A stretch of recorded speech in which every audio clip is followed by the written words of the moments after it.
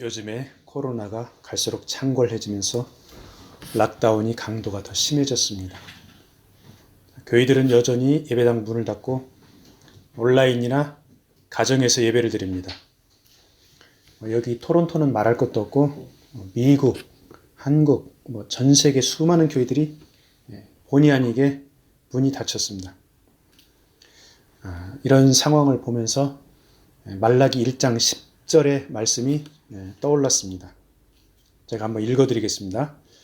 만군의 여호와가 이르노라. 너희가 내 제단 위에 헛되이 불사르지 못하게 하기 위하여 너희 중에 성전 문을 닫을 자가 있었으면 좋겠도다. 내가 너희를 기뻐하지 아니하며 너희가 손으로 드리는 것을 받지도 아니하리라. 무시무시한 말씀이죠. 이스라엘 백성들이 하나님 앞에 번제를 드린다면서 흠이 있는 제물로 형식적으로 드리니까 차라리 성전 문을 닫을 자가 있었으면 좋겠다 하는 말씀입니다. 요즘에 예배당들이 코로나 팬데믹으로 정부의 명령을 통해서 문을 닫은 것은 눈에 보이는 사실입니다. 그런데 우리는 이 사실을 마주하면서 하나님 앞에 겸비하게 엎드려야 하겠습니다. 하나님 앞에 흠이 있는 예배를 형식적으로 드려서 예배당 문이 닫힌 것이 아닌지 철저하게 성찰하고 회개해야 하겠습니다. 하나님 앞에 돌아와서 부르짖으면 위태로운 상황에서 구해주시고 예배당 문을 다시 열고 온전한 예배를 드리게 될 줄로 믿습니다. 주님은 우리 죄인들을 죄 가운데서 건져내어서 친구 삼아주시고 열매를 맺는 길로 인도하셨습니다. 본문 15절에 의하면 우리는 더 이상 종이 아닌 주님의 친구들입니다. 고대 로마 시대의 종, 즉 노예는 소나 말처럼 이렇게 매매를 했습니다. 사고 팔았습니다. 팔리기 위해 노예들이 지정된 장소에 서 있습니다. 그러면 서 있는 노예들의 머리 위에 창날이 향해 있었다고 합니다. 여러분들 창 봤습니까? 박물관에나 봐야 있죠. 창날, 칼날이 머리에 이렇게 딱 향해 있다면 얼마나 공포스럽습니까? 노예의 머리를 향하고 있는 창날처럼 죄인들의 머리 위에는 죄의 창날이 겨누어져 있습니다. 그런 죄의 노예 상태에서 주님은 죄인들을 핏값 주고 되산 것입니다. 그래서 더 이상 창날을 가진 죄의 노예가 아니고 주님의 친구가 되는 것입니다. 우리가 살아가면서 죄의 유혹을 많이 받습니다. 그렇지만은 죄를 짓지 않는 것은 예수님의 은혜로 그러한 유혹을 모두 이겨낼 수가 있기 때문인 것입니다. 주변에 보면은 죄의 노예로 살아가는 사람들이 많이 있습니다. LA의 밤거리에 가면은 마약 중독자들이 엄청나게 많이 돌아다닌다고 합니다. 그런데 그 중에서는 전에 의사였던 사람, 변호사였던 사람들도 꽤 있다고 합니다. 그들을 향해서 손가락질하고 욕하기보다 그들을 향해서 긍휼한 마음을 가져야 하겠습니다. 약물 중독자들이 죄의 노예로 주인이 하라는 대로 끌려가기 때문에 그런 것입니다. 고대 로마 시대의 노예는 주인이 하라는 대로 주인이 노예를 사가지고 요리해 하면 요리를 합니다. 그 다음에 밭에 나가서 일해 그럼 밭에 나가서 일을 합니다. 그리고 성적인 노예도 있었습니다. 이렇게 노예가 하는 일은 자신이 결정하는 일이 아니고 주인이 결정하는 것입니다. 약물에 중독되고 알코올에 중독되고 매춘을 하는 사람들, 죄의 노예가 되었기 때문에 주인인 죄가 하라는 대로 인텔리 의사도 변호사도 속수무책으로 넘어지는 것입니다. 이러한 죄에서 노예들을 구하기 위해서 주님께서 보혈을 흘려 그 핏값을 치르고 노예들을 다시 산 것입니다. 이 기쁜 소식, 죄의 노예에서 해방되는 소식인 복음을 우리 크리스찬들은 열심히 전하고 있는 것입니다.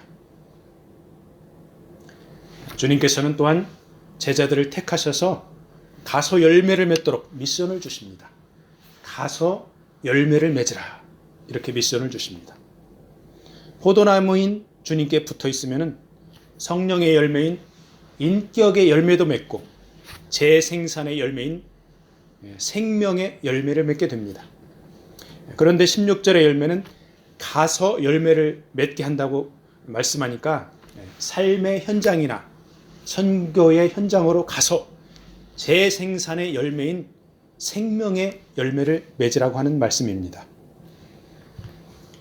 선교 현장에서 열매를 맺을 수 있도록 예수님의 이름으로 기도하여 하나님 아버지께 응답을 받고 사명을 감당하는 것입니다.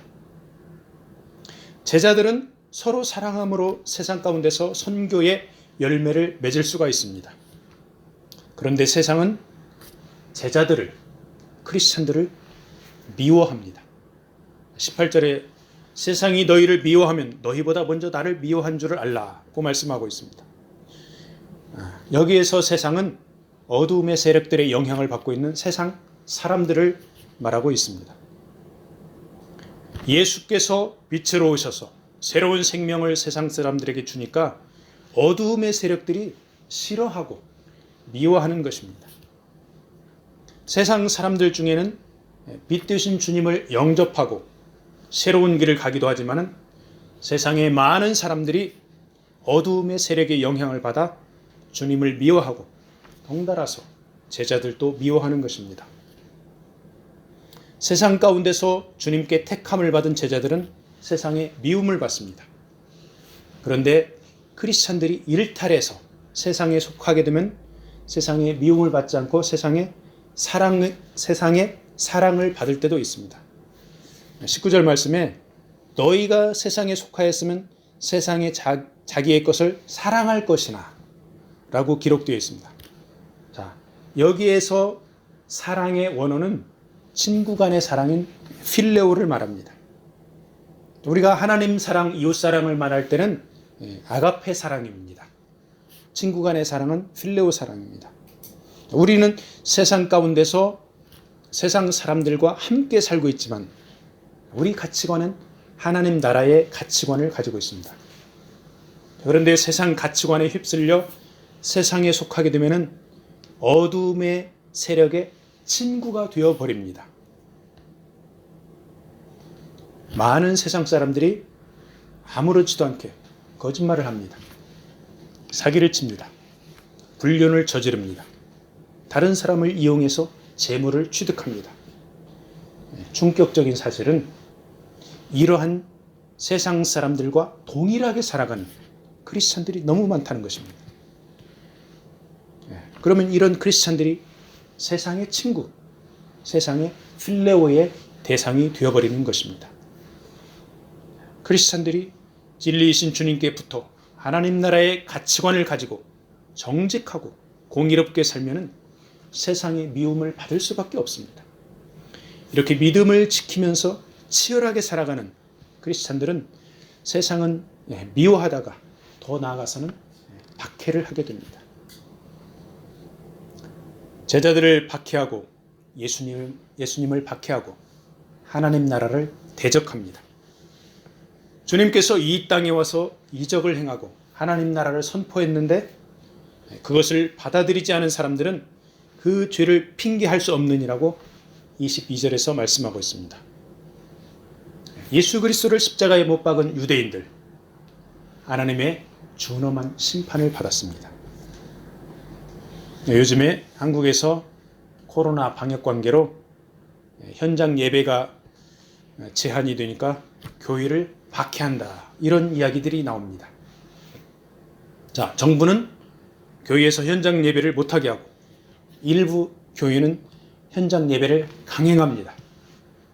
이에 정부는 교회를 폐쇄시켜 버리고 교회는 법원에다가 교회 폐쇄를 멈춰 주세요 신청을 합니다. 법원은 방역 때문에 교회를 폐쇄한 것은 정당합니다. 이렇게 정부 편을 손들어 주었습니다.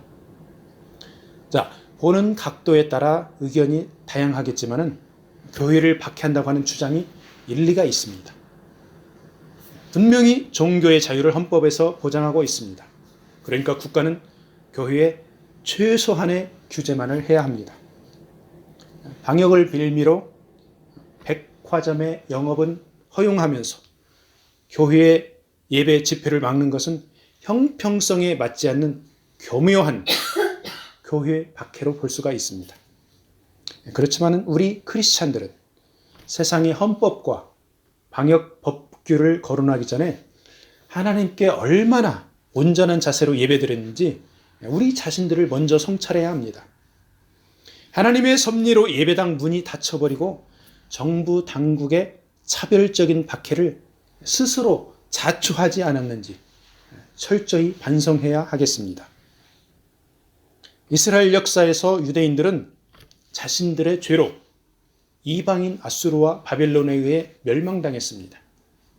그런데 하나님의 징계의 도구로 쓰임받은 아수르 사람들이 과도하게 잔인하게 이스라엘 사람들을 학대했습니다.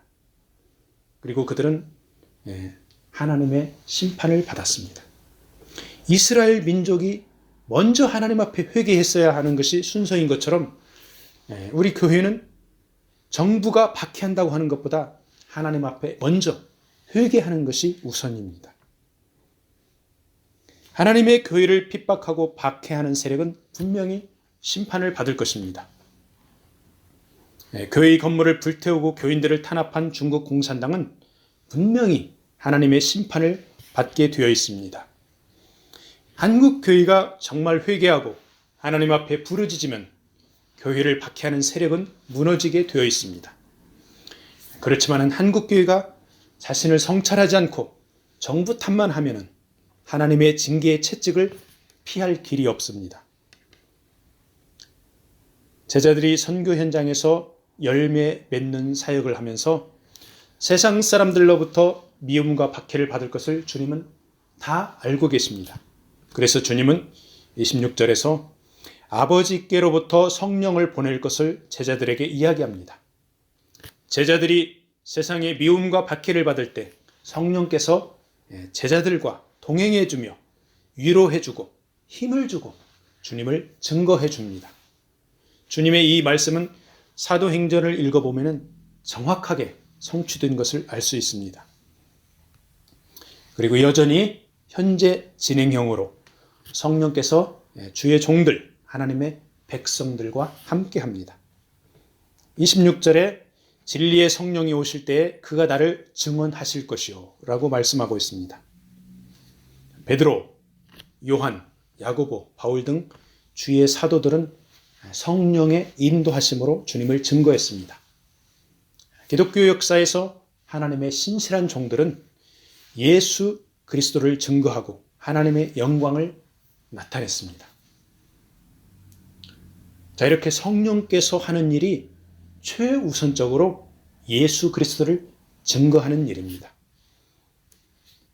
요즘에 한국에서 정부 방역 당국에 협조하지 않는다고 뉴스에 등장하는 그 인터콥 선교회 산하의 BTJ 열방센터가 뉴스에 많이 나옵니다. 이 BTJ 열방센터가 신사도 운동을 하는 곳이라고 뉴스에 나왔습니다. 대부분의 언론 기사들이 부정적인 뉴스를 내보내고 있습니다.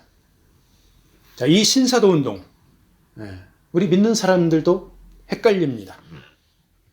한국에서 정통 보수라고 하는 장로교 합동, 고신, 통합 등 교단에서는 신사도 운동하는 단체를 이단으로 정한 것은 아닙니다. 그렇지만 참여 금지, 교류 금지 등으로 접촉을 제한하고 있습니다. 자, 신사도 운동이 도대체 무엇인가 헷갈리면은 오늘 성경 말씀에 비추어 일단 크게 보는 것이 중요합니다. 자, 그들이 예수 그리스도를 증거하는가? 능력이나 기적을 더 내세우는가? 크게, 일단은 크게 보면 됩니다. 자, 기본적으로 예수 그리스도를 충실히 증거하면 포용을 해주면서 자세히 살펴보면 될 것입니다. 그런데 예수 그리스도를 증거하는 것보다 능력이나 기적 등을 더 내세우면 교류하는 것을 멈춰야 합니다.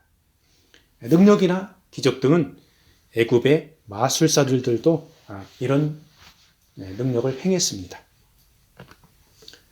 성령의 기본적인 사역은 진리이신 예수 그리스도를 증거하는 것입니다.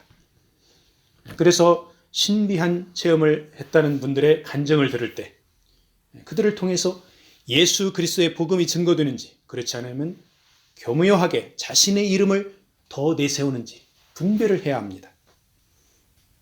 한국의 뉴스나 세상 사람들에게 요즘 교회가 엄청나게 욕을 많이 먹습니다. 예수 이름 증거하면서 정의롭게 살다가 미움받는 것은 성경의 원리입니다. 그렇지만 윤리와 도덕적으로 세상 사람보다 더 못해서 욕을 먹으면서 하나님의 영광을 가리는 그런 부분들이 있어서 참으로 안타깝습니다. 한국교회를 위해서 간절히 기도해야 할 때인 줄로 믿습니다. 예수께서 20절에 사람들이 나를 박해하였은즉 너희도 박해할 것이요 라고 말씀했는데, 그 당시 제자들이 복음을 전하다가 엄청난 박해를 받았고 오늘날에도 교회는 박해를 받고 있습니다. 교회가 박해를 받는 것은 주님의 예언과 일치되는 것으로 겸허하게 받아들이고 성령의 도우심을 구해야 합니다. 자, 교회 권력이 막강했던, 박해를 받지 않았던 시대가 있었습니다.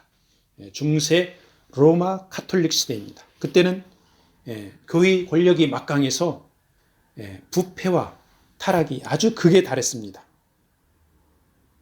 어두움의 세력에 붙들린 세상 사람들과 거대 언론이 교회와 크리스찬들을 박해할 때 우리 크리스찬들이 할 일은 윤리적으로, 도덕적으로 깨끗하려고 노력을 해야 합니다. 그리고 포도나무인 주님께 붙어 있으면서 열매를 맺는 일, 즉 주님을 증거하는 선교의 사명을 감당해야 합니다. 본문 25절에서 성령께서 주님을 증거한다고 말씀했습니다.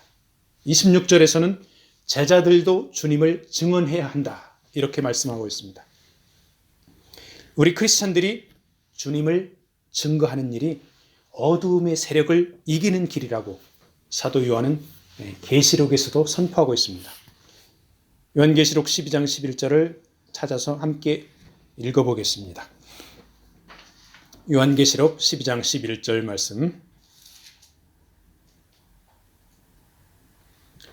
또 우리 형제들이 어린 양의 피와 자기들이 증언하는 말씀으로써 그를 이겼으니 그들은 죽기까지 자기들의 생명을 아끼지 아니하였도다. 아멘. 주님의 작은 제자들은 우리들의 증거의 핵심은 어린 양의 피, 즉 예수 그리스도의 보혈의 공로입니다. 어린 양의 피와 말씀을 증거함으로 사단의 세력을 이겨낸다는 것입니다. 이스라엘 백성들이 출애굽할 때 그릇에 담겨있던 어린 양의 피를 우슬초에 묻혀서 문 인방과 문설주에 발랐을 때 비로소 그 가정이 심판을 면했습니다. 예수 그리스도의 보혈, 어린 양의 피, 그릇에 담겨 있으면 아직 효력이 없습니다. 인방에, 문설주에 발라야 합니다. 예수 그리스도의 보혈의 공로를 알고만 있는 데서 그치지 말고 증거를 해야 된다, 이 말씀입니다. 어린 양을 피를 바르는 행위는 바로 우리 크리스찬들의 증거하는 말과 우리의 삶입니다. 초대교회 제자들은 죽기까지 자신들의 생명을 아끼지 않고 예수 그리스도를 증거했습니다. 어두움의 세력, 사단의 권세를 깨뜨리는 일은 바로 예수 그리스도를 증거하는 것입니다. 아멘. 말씀을 마무리하겠습니다. 올해 우리 호렙 미션의 표어가 예수 닮는 제자들입니다. 누구를 닮는 가장 효과적인 방법은 닮고 싶은 대상과 함께 동고동락하면서 흉내를 내어 모방하는 것입니다. 주님께서는 부활 승천했지만은 우리가 닮아갈 수 있도록 진리의 말씀으로 함께 계시고 성령을 보내주셔서 함께 하십니다. 세상이 교회를 핍박한다고 하기 전에 우리들 각자가 먼저 포도나무인 주님께 온전히 붙어있나 점검을 해봐야 할 것입니다. 우리가 연약해서 주님을 닮아가기도 힘들고 주님을 증거하기에 용기가 나지 않을 때 성령께서 함께 하시며 새 힘을 주시고 위로해 주시고 증거해 주십니다. 이번 한 주간도 성령의 도우심을 받아 예수 닮는 제자들이 되기를 축복합니다. 아멘.